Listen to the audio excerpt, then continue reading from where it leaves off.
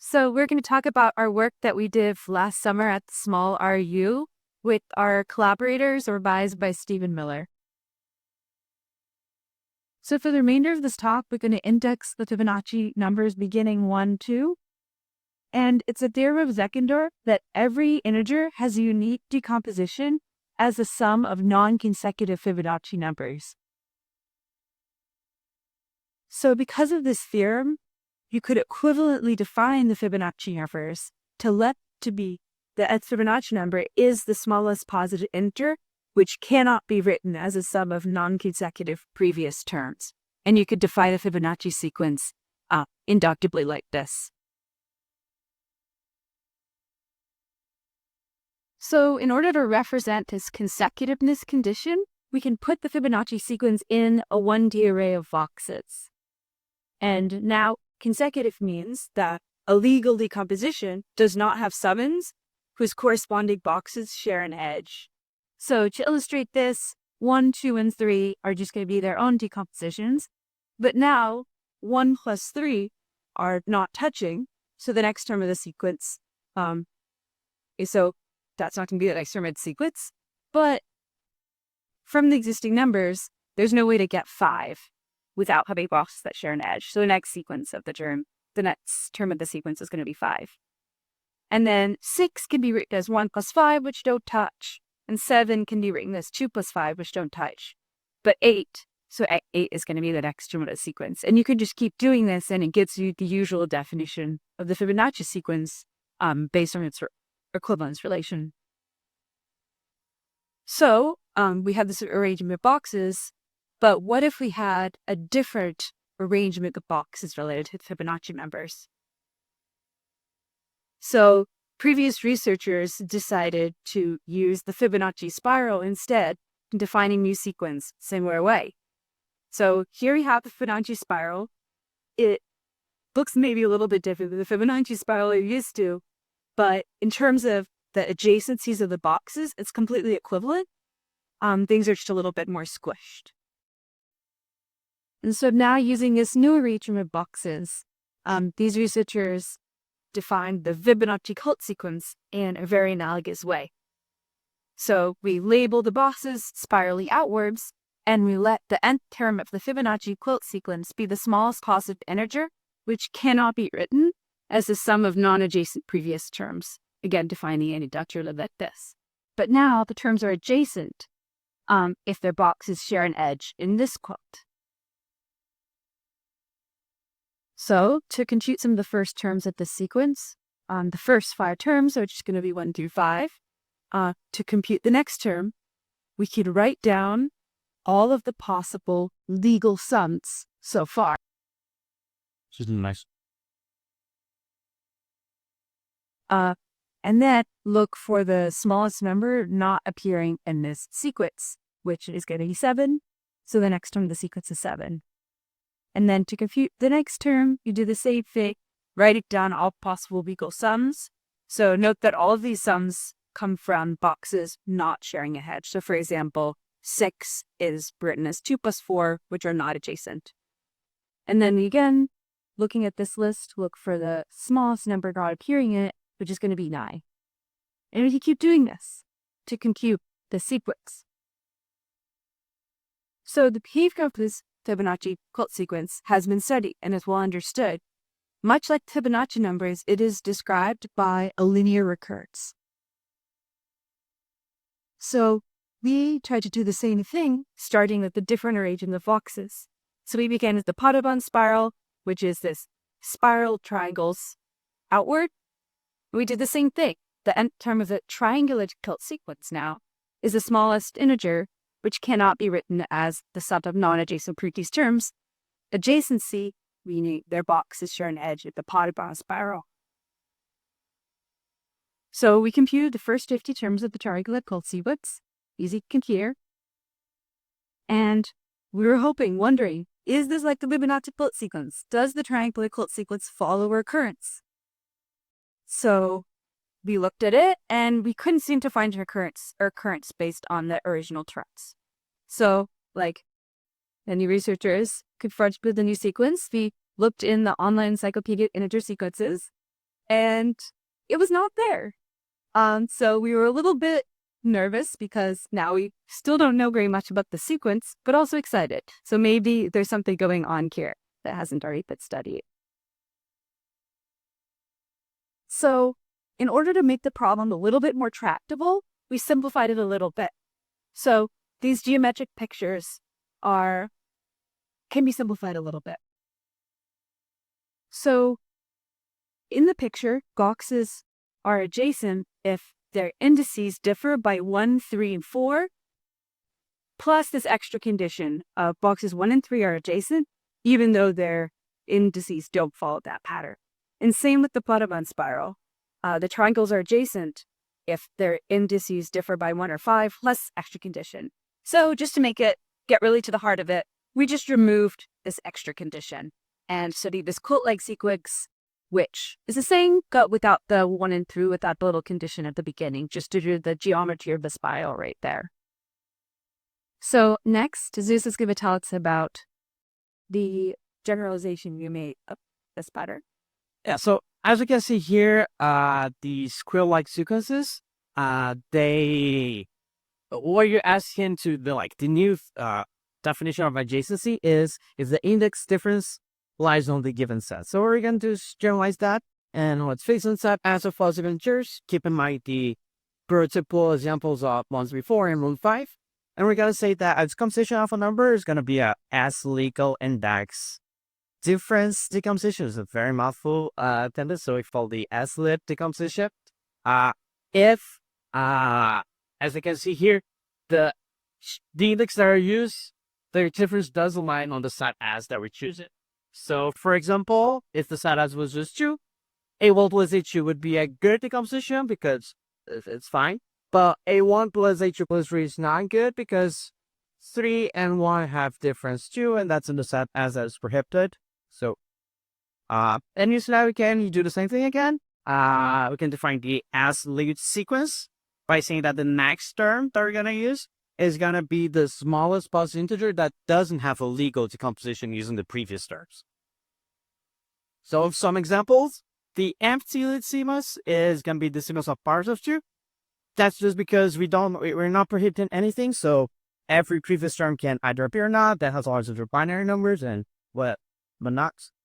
The one link sequence is going to be the Fibonacci sequence, as we've seen with Descartes theory, because the prohibited things are consecutive things.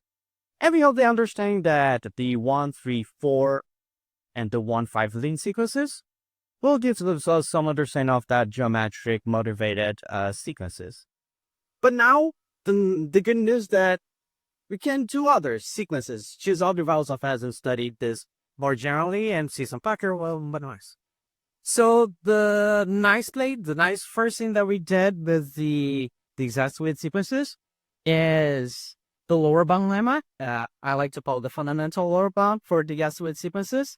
We just see that the next term is going to be at least the term that we're looking at and a term k times before, where k is the maximum number in our set S. To prove this, we just need to show that no other numbers before that can be the next term.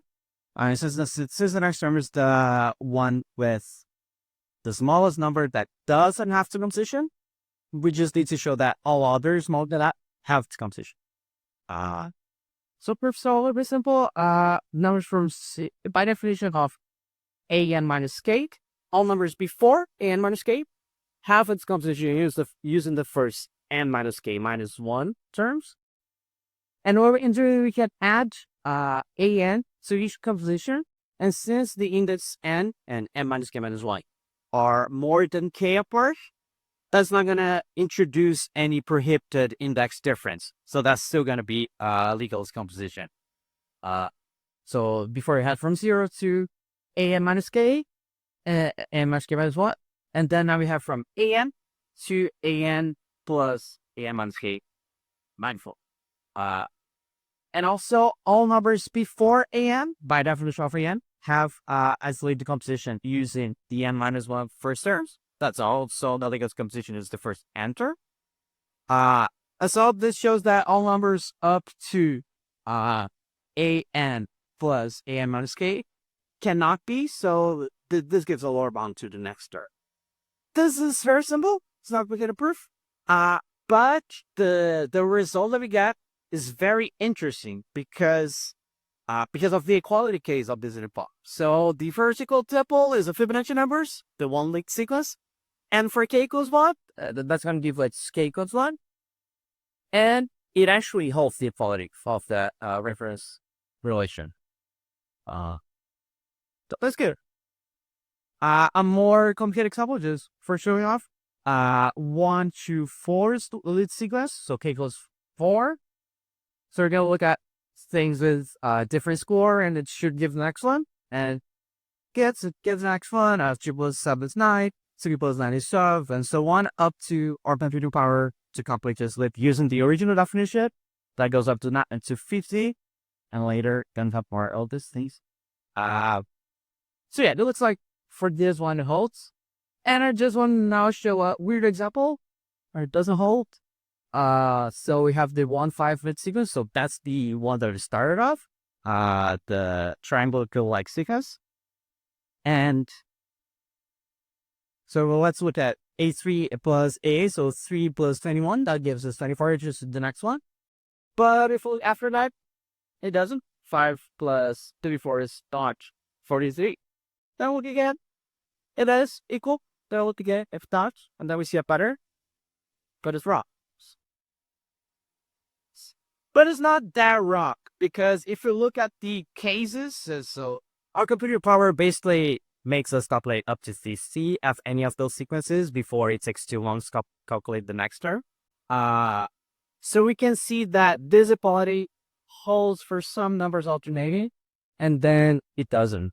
And then it holds for some numbers alternating, and then it doesn't. And then it holds for some numbers alternating, and then we cannot, and then we can see. So there's some weird thing going on that we would love to know what's going on, but we don't know. So right now, I'm going to pass to Drew to talk about the cases that we could understand. Thank you. So, as you said, there's a lot of cases where we just really don't know what type of behavior is governing the growth of the sequence, and the only method we have for computing more terms right now is the brute force algorithm of finding all the legal sums. Ideally, we would want to know that eventually, given any set S, the S-lit sequence will satisfy this recurrence relation. Our lower bound will just be a sharp equality. That's what happens to the sequence. As long as n is sufficiently large. We can't rule this out yet because we can't compute very far in the sequences where this seems to break. But we're not super confident that this could be true because we have found little evidence yet that some of these weird cases are going to stabilize eventually. However, there are still quite a few cases where we can say that this recurrence relation does start to hold, and actually starts to hold at a pretty predictable spot that we can narrow down precisely. So the simplest case, I guess, or the most important case, is where we take every number from 1 up through k, integer interval, and we consider that as a sequence. And that is going to work. It's going to satisfy the recurrence relation. You can think of this as a generalization of the one-lid sequence Fibonacci recurrence holding. And the proof of that is actually going to just be a generalization of the Fibonacci proof. However, what we're really interested in now is, given this interval from 1 up to k, what numbers can we take out from S and still have a sequence that satisfies our recurrence relation? And proving this ended up being the main focus of our projects, and it gave us the following theorem.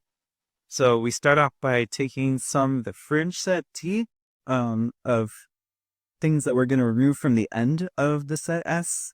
So it seems that if the numbers you remove are close to k and far enough away from 1, then we're able to control things enough that you still get the recurrence relation. So we take our set T, let C be the maximum element of T, take K be sufficiently large, and take S to be the interval from 1 up to K, and you remove all elements of the form K minus little t, where little t is in this fringe set big T. So the smallest thing we remove is K minus C. Then we do get the recurrence relation holding as long as n is bigger than k plus c. The way we're going to prove this is by induction on 3 different things at the same time. Each of them kind of be used to prove the next step of the other. So the first statement, which we called A of n, is just the recurrence relation holds at step n. Next, we have this B of n right here. This is a fact about the growth rate of the sequence. We're saying this conjectured next term, this an plus an minus k, is going to be bigger than the largest legal decomposition that we could get, where the largest term you use is m minus 1, and the gap between terms is the smallest gap that you could use, this k minus c. So because this is larger, it ends up being the case that there is no decomposition, so the next term is an plus 1. And then the last statement that we're using in our induction is this inequality, helping us control what happens when you add 2 adjacent terms of the sequence. We call it the C of n inequality. And it depends on this other parameter d that occurs on the last term that we're able to control to a certain degree to work in our case. So to put these 3 statements together, the central piece holding this all together is that B of n fact about the growth rate of the sequence, and to prove that, we needed some way of bounding the sum get when you add every term in the sequence of some fixed distance apart, bounded by some higher term in the sequence. So we have the following lemma. If you fix any set S and take any positive number C, then as long as the maximum element of S is large enough relative to C, you do get that if you add every k minus c terms as far as it can in the sequence, then the sum is bounded above by going forward another k minus c terms in the sequence. And the proof of this is pretty straightforward. We just iteratively apply the fundamental lower bound law that Zeus discussed earlier. So once we have this, and once we also have COD at the index n minus k minus 1, so that is the inequality we see written on the screen here, we're able to combine those and do some manipulations and eventually arrive at the B of n inequality that we're trying to prove, where it's at this point that we can play around with making k larger relative to d in order to make the manipulations work in our favor. And once we have the event, we're pretty much in business because, as I said before, the right-hand side in our B of n is a bound on how large of a legal sum we could possibly obtain using an minus 1. And you can't get a legal decomposition of an plus an minus k using an, because then you could cancel the an from both sides and get an illegal decomposition of an minus k. So we know an minus 1 is the largest term we can use, and hence B of n is not A of n, and we're in business from there. So the mysterious batch that we haven't really explained why we need it or where it comes from right now is the C of D. But the fortunate thing to understand about that for right now is that it's at a farther back index in the sequence, where we can assume we've already proven that the recurrence relation holds at this n minus k minus 1 position. So because we have a recurrence relation, we can just prove this COD by induction on smaller CODs. And all of these plans can now be put together into our inductive step on our 3 statements. So given a sufficient number of base cases, which turns out to be a whole interval of cases needed to make the machine start working, we're able to prove the recurrence relation holds as k plus c. And we're able to prove these base cases for a fixed t by making k sufficiently large. That is a whole nother process we had to go through, and if you read about it more in our paper. Even though we've proven this one case with the recurrence relation, there's still a whole lot we don't understand about slit sequences. So we're interested in studying a lot in the future, and we think it would be an interesting topic for other adventure research groups. For example, we don't understand, other than the brute force method of computing, what is governing the behavior in these weird cases where you don't have a recurrence relation. So like the 1-5 sequence, why does it go back and forth between the bound being sharp and not sharp? And can we find some sort of pattern here? We also haven't investigated infinite sets S yet. We think that could be another interesting topic. We also want to consider the statistics for the number of decompositions of integers over some interval for a fixed set S. So for the Fibonacci numbers, every number is going to have a unique S-led decomposition. But for other things like we saw with the quill, the decompositions are no longer unique. So what do we know about the distribution for the number of decompositions that exist? And finally, we want to know, are there any other algorithms we can use to generate these sequences that are maybe not as fast as the recurrence relation, but still faster than the brute force method that you stuck over. So thank you all very much for listening, and thank you for the conference for hosting us. Feel free to check out our paper app, is QR code, or email us questions, and I will give us some comments.